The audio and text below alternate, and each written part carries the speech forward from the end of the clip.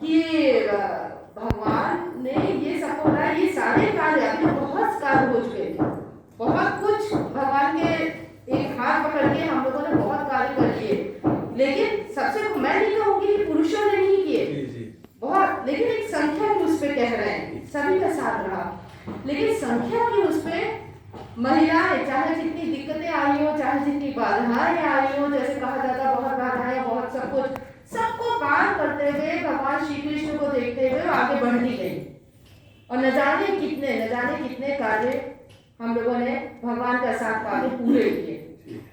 तो ये तो देखिए भगवान ने फिर से लिपि रूप में आकर जो महिलाओं को प्रेरणा दी और महिलाएं अधिक से अधिक सत्य मंदिर, सत्य तीर्थ आश्रम सब जगह से जुड़ी, अनेक योजनाओं से जुड़ी।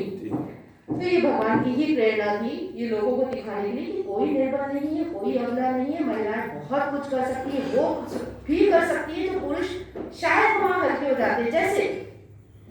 ये तो नहीं कि आपने घर गृहस्थी छोड़ी, किसने छोड़ी? घर गृहस्थी के कर्तव्यों से विमुख हुए? नहीं हुए,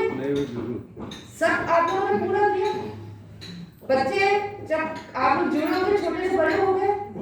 सभी कुछ किया ना, घर गृहस्थी सब कुछ किया ना, लेकिन घर गृहस्थी के संग में धर्म को प्रमुखता दिया हो, धर्म के लिए आप लोग निकलते रहे।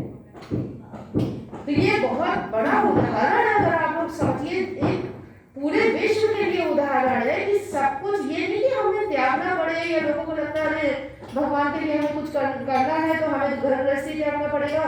या कुछ भी करना पड़ेगा, ऐसा कुछ नहीं है। मन में एक आत्मविश्वास होना चाहिए तो महिलाएं सब कुछ कर सकती हैं। तो ये एक भगवान ने आज लिपि रूप में हम सबको एक उदाहरण दिया है, और आने वाले न जाने कितने, एक कहना चाहिए जो आएंगे जनरेशन आएंगी, उनके लिए ये उदाहरण है आप सबका। आप लोग अपने को बहुत मामूली समझते होंगे, ऐसा कुछ नहीं है, आप लोग उदाहरण बनेंगे, लेकिन उस उदाहरण का अहंकार मन में नहीं लेना है। तो ये एक बात हो गई, लेकिन सबसे प्रमुख बात क्या है, आप लोग तो समझ रहे हैं, आत्मविश्वास जागा है, भगवान की वाणी का पाठ किया आप लोगों ने, भगवान की वाणी के संपर्क में रहे, यहाँ रहे, तो आप तो समझ रहे हैं, आत्मविश्वास से आप करते हैं। सबसे ज्यादा हम कितना भी वर्ल्ड वीमेंस डे मना ले, कुछ मना ले, ये तब तक सफलता नहीं इसको मिलेगी, इस दिवस को, जब तक कि महिलाएं खुद को अपने आप नहीं पहचानेंगी। वो जब तक मन में रखेंगी कि हम हैं अबला, हम हैं निर्बल, हम कुछ नहीं कर सकते, या हम घर से बाहर नहीं निकल सकते, निकलेंगे तो फिर घर के कार्य कर्तव्य या कैसे सब पूरे होंगे, बहुत सारी चीजें हैं।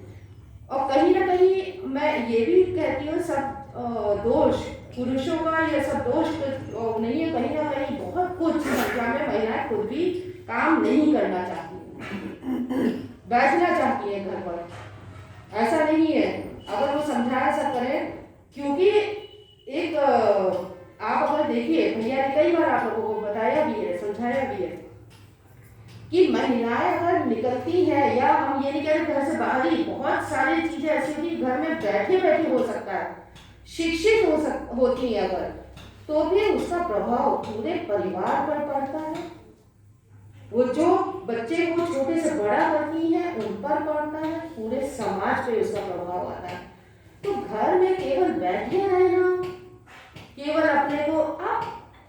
जो महिलाएं अपने को अबला कहती है, निर्भर कहती है, कितना बुरा प्रभाव पड़ता है उनके बच्चों पर कि हमारी माँ तो कमजोर है, माँ तो कुछ कर ही नहीं सकती। तो बच्चा भी कहीं ना कहीं वही कमजोरी लेकर बड़ा होगा, जहाँ वो देखेगा अरे हमारे,